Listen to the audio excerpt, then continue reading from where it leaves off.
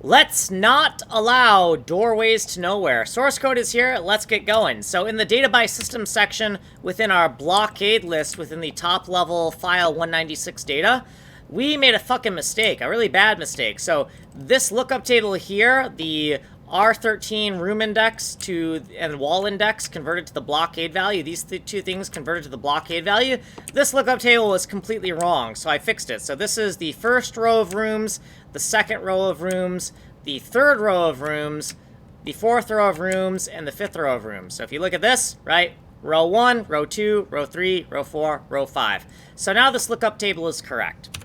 Okay, in file 196, within our loader function right here, we have added a data section for the blockade variables. The wall enumeration, which is top, left, right, and bottom. So not clockwise in scanline order. And then we have this as an index where we combine R13 and WE4 to use as a lookup table index into our lookup table we looked at earlier. Here's the blockade value. If it's truthy, then there's a blockade and we should never make a doorway.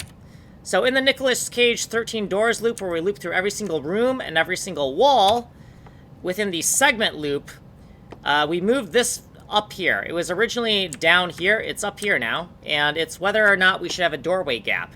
Now, if we use our lookup table and we notice that there's a blockade set, then we need to override that value and say that we don't want to make a gap in the wall for a hallway, because that hallway would go nowhere. In the drug tunnel loop, where we loop through every single room, every single wall of that room, and the two walls of the hallway, we've added this new section, if blockade, no hallway. So we're going to use our lookup table again, and if the blockade is configured, we're going to continue, and this continuation is going to prevent us from drawing the two walls of a hallway. So similar to how we did this logic up here. So this is what we did previously, and then here's our footnotes, and then this is what we did in this video.